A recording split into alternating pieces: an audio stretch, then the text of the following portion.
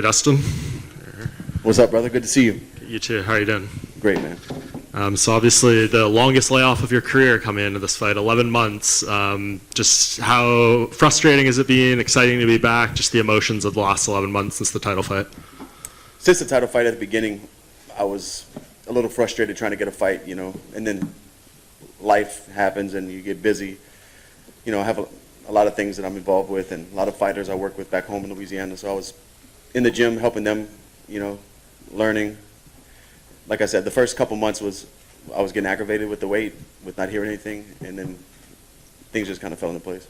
Yeah, and I had the chance to speak with Mike Brown recently, and he said he's never seen you so motivated and just in such a good place with the improvements you made. Where do you think that comes from? Because you could have the emotion you had after the fight with Oliveira. It seemed like maybe you were at a crossroads of whether you wanted to keep doing this. So how did you find that motivation within yourself? Yeah, immediately after the fight, I was heartbroken. But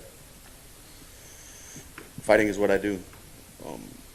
But I'm always motivated. This one, I'm just very focused. Is that something just about the matchup, the opponent, or is this all kind of about you in this moment? It's all about me. Yeah, it has nothing to do with anybody outside of that, any opponent or circumstance or anything. Yeah, you like the fact that you get to kind of show you can bounce back again, though, right, from a tough moment? It seems like you've talked about that a fair bit. For sure, yeah, every time.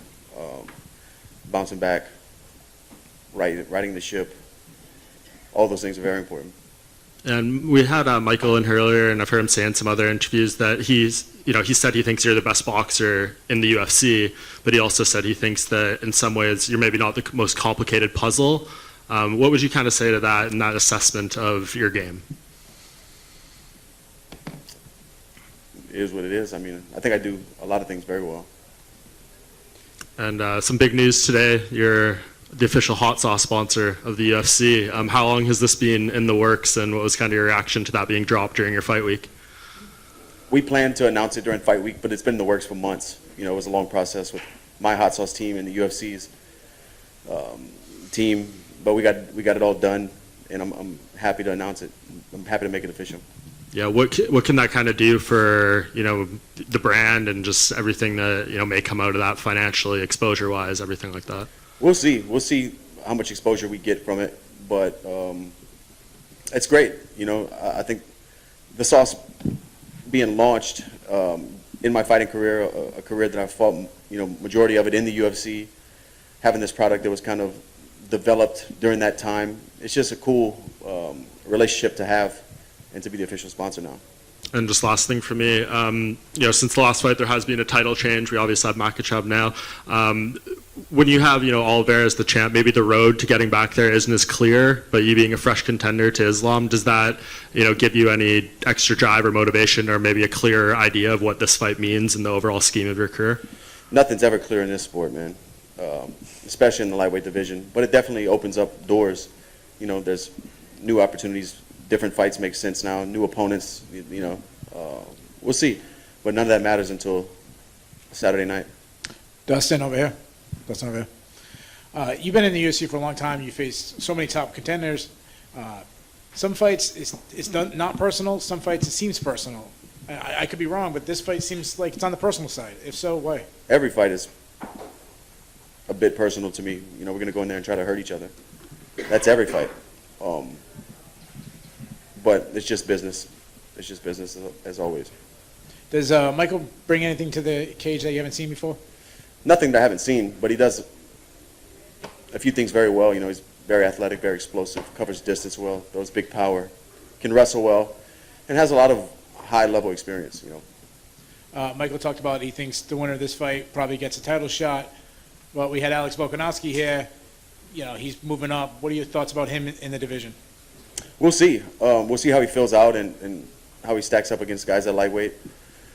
I know he gets heavy or was heavy in his past, but I'm not sure. We'll see when he starts competing. He's a hell of a fighter for sure.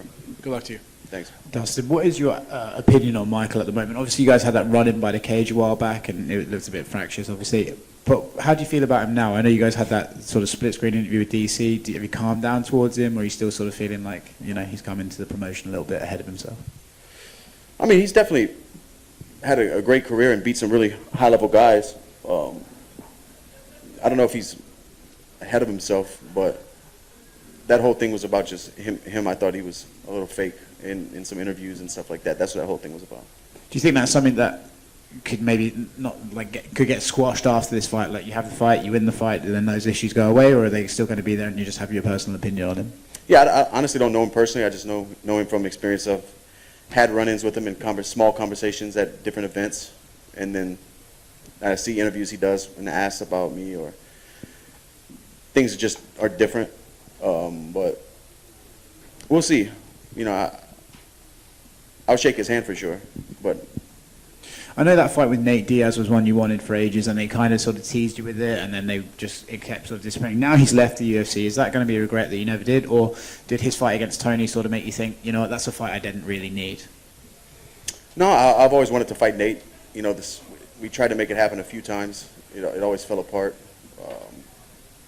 It sucks that he's gone now, and I won't get that chance to fight him. But it is what it is. Sport moves on. Dustin, back center here. Right here? Yep.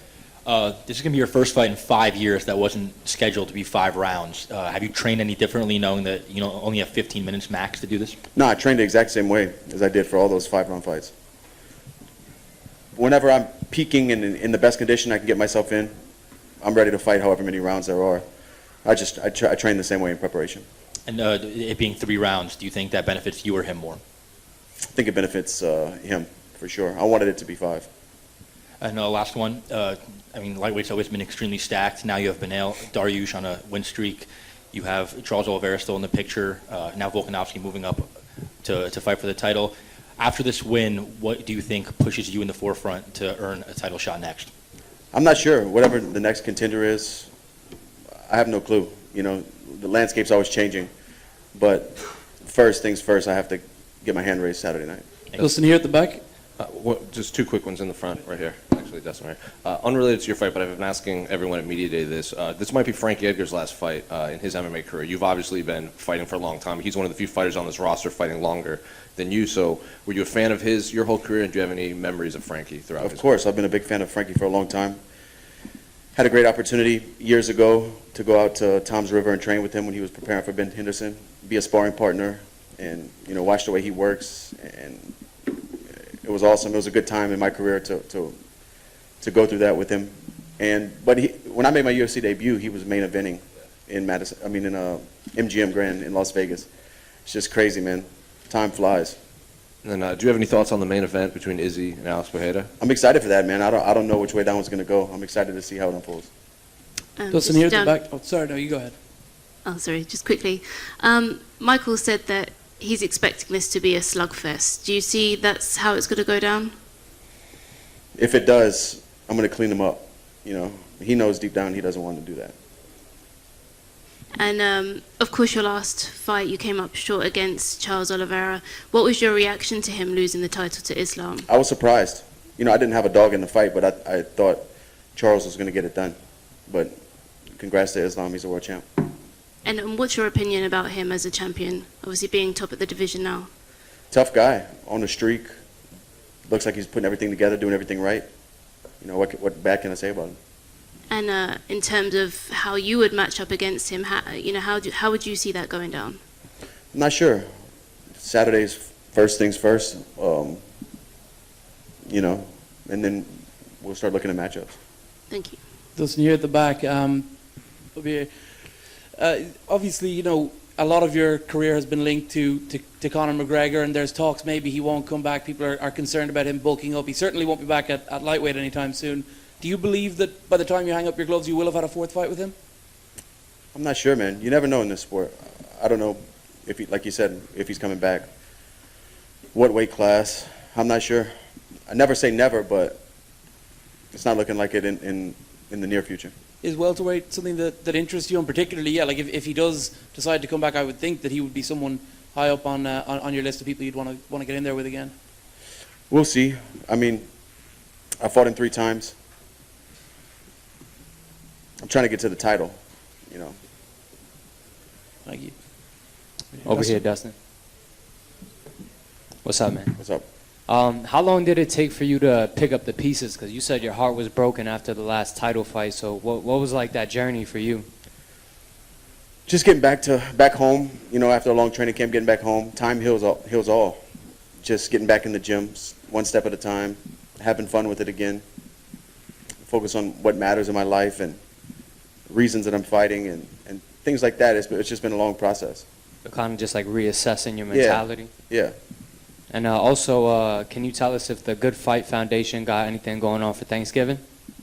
Yeah, thanks for asking. We're doing 500 family meal pickups, so a full meal for families with a tin to put it, like to bake it all in. Hams, bread rolls, greens, a few sides. It's going to be 500 first come, first serve, and we're also doing a women and children's shelter in Lafayette, Louisiana. We're doing presents for all the children there for Christmas morning, so it's kind of a dual goal that we set. Yeah, those kids should wake up and have presents to open. It's great work, man. Thank you. Thank you. Dustin, right here. In your career, you've never lost 2 in a row. Coming off a loss and going into this fight, is that something that you think about? It's something that's in the back of my head. You know, I'd love to keep that trend going, obviously, and bounce back and show that I can overcome and improve. And I think even after wins, I've come in and shown new wrinkles in the game and improvements.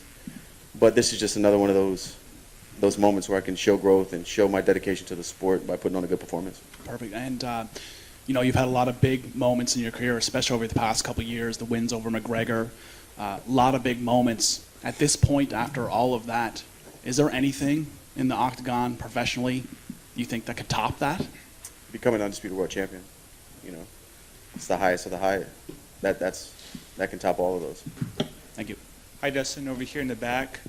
You have one of the best walkout songs in the business with The Boss by James Brown.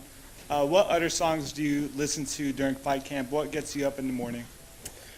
I listen to a lot of, you know, funky old school stuff, James Brown, Rick James, but I also listen to a lot of hip hop during training camp.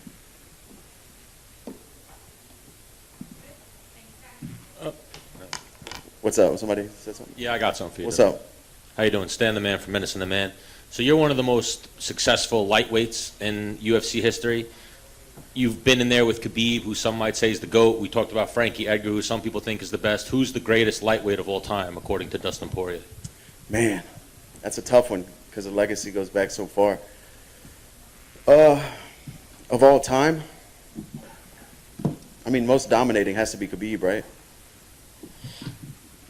But what gets me mad is we don't even bring up Yves Edwards' name when we talk about the best lightweights of all time. You know, he was uncrowned lightweight champion of the world when he beat Josh Thompson. That highlight we see every show opening of him having his back and turning away with that head kick. That was the championship. You know, I think his name should be brought up in these conversations. Oh, for sure.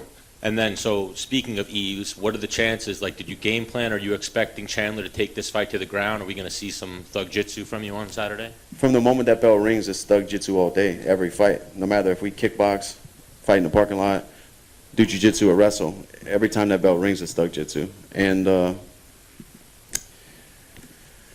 Yves is a good buddy of mine. He actually came down to Louisiana before training camp started, and we got some rounds in and stuff. He's out in Texas helping young fighters and still growing the thug jitsu community, man. Yes, I love Yves. I spent the whole UFC Long Island with Yves. Yeah, he's a man. Yes, speaks very highly of you. Thank you. Thank you.